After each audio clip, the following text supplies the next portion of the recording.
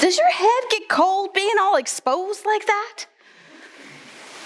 Ooh, girl, you are working that hairstyle. I wish I was that brave. Oh, you shaved your head. What is that cancer? Tell me the truth. Are you okay with going bald? These are actual questions and statements that I've been asked. And regardless of the intention, that last question always gives me pause. Are you okay with going bald? I have alopecia areata. This means that my immune system attacks the hair follicles, causing sudden baldness in patches. Now, Medline Plus reports that alopecia areata affects 1 in every 500 people in the United States. Now, I've been to some of the best dermatologists in the country, and they gave me short-term cures for what I've learned to accept as a long-term reality. Their prescribed cures always carried an air of shame. It took me a long time to come to grips with the fact that I was going bald.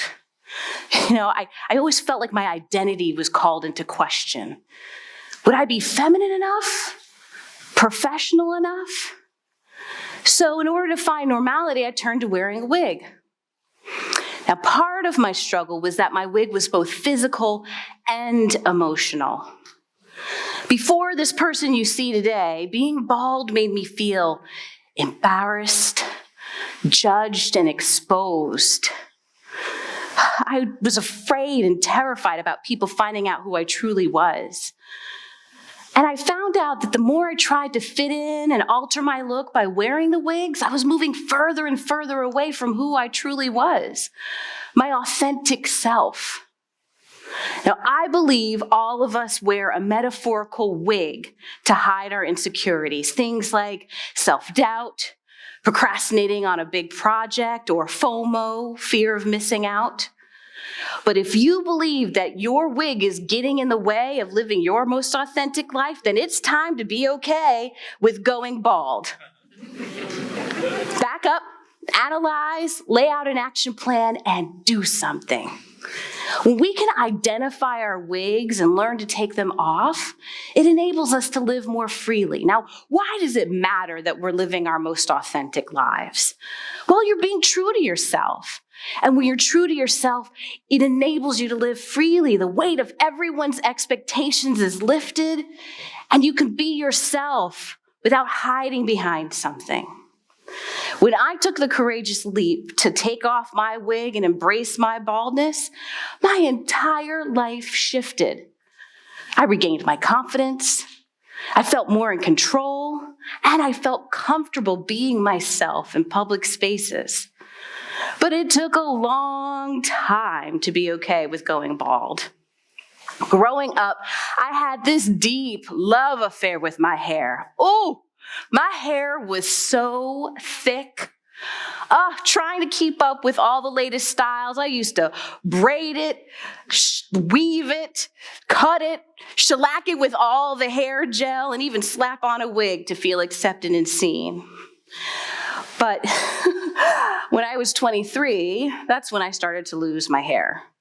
And that's when I was diagnosed with alopecia areata. And despite my efforts to reverse my hair loss, I found myself losing more hair and more self-confidence. Wearing my wigs was a way to hide from the reality of all of that. I felt stronger with my wig on, until that strength became a weakness. Wigs became my shield. I realized that I was wearing them to make other people feel more comfortable. I can't go outside, I thought. People will think I was sick. Wigs protected me from judgment and from other people seeing the person underneath who was actually terrified about them discovering that she was losing her hair. Now, I like to interrupt this regularly scheduled TEDx conversation to clarify something. I am not anti-wig. If you are wearing a literal, actual wig and loving your life, go on with your bad self. Wear it. I, myself, have a bin full of hairstyles, complete with names and personalities, just like Moira Rose, waiting to be worn. I see you and I celebrate you. What I'm talking about are those metaphorical wigs that are holding us back. Okay, I'm going to give you some examples. If you are the type of person that says yes to everything, or who overcommits on projects to look super productive but has no free time for yourself, you might be wearing a wig. If you're the type of person who's posting on social media that life is so perfect, when IRL in real life, life ain't that great, you might be wearing a wig. Wigs were my shield. So I had to do something. Something had to change. Like all the solutions that I was using to conceal my hair loss were not working well. They were getting in the way of my life. I didn't date. I didn't swim. I would drive with my convertible top up most of the time because who wants to lose their wig when they're driving around in their car? I was hiding from life. But I will never forget that first day I shaved my head. Part of me was so excited. I wanted to go to work and show off that corporate bald goddess look of the future. And the other part of me was absolutely terrified about being judged about my hair loss. I'll never forget that first day driving to work in my car. That first Monday, my hands and my bald head were sweating. I was sitting in my car, paralyzed with fear. I couldn't get out. I was going to be late for work. But as I walked through those halls, little by little, feeling very exposed, I started to feel more comfortable being myself, letting people see who I truly was, bald head and all. Eventually, I got to a place where I started to leave my wig at home when I left the house. Then I started investing in getting my headshots with me being bald and asking my clients to post me on their websites with me with no hair. Little by little, more and more of the real me was coming through, and I started to feel more confident without wearing my wigs than I did when I had them on. And it felt good. Feeling better and feeling okay about going bald took time. But you too can ditch your wigs and go bald with me. Now remember that acronym that I shared at the top of the talk? Well, I'd like to introduce you to something called the BALD method. It's something I personally use, and I'm going to share some specifics of how you can ditch your wig and go bald by sharing a story of somebody who's had some success with this method. Now, when Jane first came to me, she shared that her career was stalled.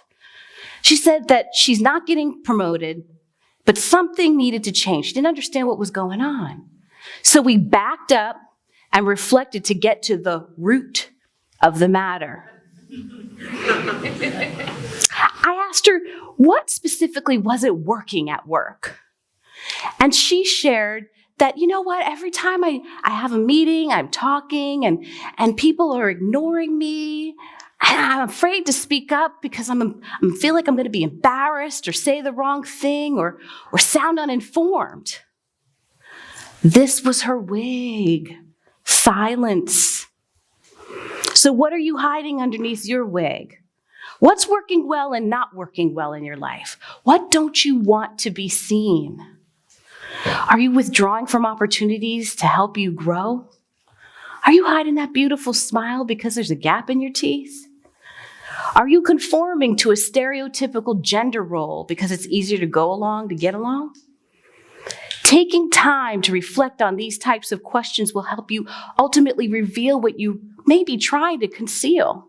And reflection doesn't have to take long chunks of time up. It can be found in random everyday moments, like riding the bus. Instead of death scrolling on social media, you could use that time to reflect. I use my journal and my notes app. and reflect every day at 7 p.m. So once you've taken time to self-reflect and back up, it's time to analyze. What's hard? What's making you hesitate? Is it communicating with others? Is it speaking up in class? Why is it so difficult and hard to be seen and heard? For me, what was hard was that I was wearing my wig to make other people feel more comfortable versus wearing it for my own comfort. I mean, why was I suffering to make other people feel better about themselves, right? For Jane, I asked her what was the benefit of not speaking up and asking questions. She said, well, people wouldn't know that I didn't know everything. I'd be passed over for assignments and, I could actually fly low under the radar. It could be absolutely terrifying being exposed for being seen and heard for who you truly are. If you practice taking small steps to going without your wig, it'll help what you're concealing be more manageable over time. So what about the benefits of going without your wig? Well, for Jane, she said, people will respect me more. I'll have answers to my questions and they'll see me as a leader. Same thing for me too. I thought people would see me for me and that I would finally feel more comfortable. The next step is to lay out an action plan. A blueprint of sorts to help her strengthen her voice. We also developed some steps that she could take in case she got stuck. Each mini goal was helping her remove her wig of silence on a weekly basis. So it started out like this. The first week, she would write out a question and send it out to the meeting organizer ahead of time. That was once a week. The next set of mini goals involved her practicing asking one relevant question during meetings at least 2 times a week. Each mini goal was helping her move closer and closer to taking that wig off. And just like when I took my wig off, she grew stronger and more confident. Now, the last step is to do something, take action. Now, I think that this is the hardest step of all. It's important to note that everyone's path is going to look different. My path was different from Jane's. Your path is going to be different from hers. And growth isn't linear. There's going to be setbacks, but that's okay. Now, because Jane's mini goals were more manageable, she was able to remove her wig and go bald more comfortably. So comfortably, in fact, that she started leading the team meetings.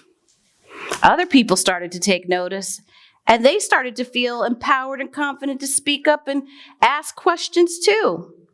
And within a matter of a few weeks, she felt confident enough to speak up in her performance review and got a promotion. Even more people started to take notice. Now, she's the CEO of a new organization where she is more confident and 100% wig-free. Now, I know that when I was losing my hair and trying to find myself, it was very, very overwhelming.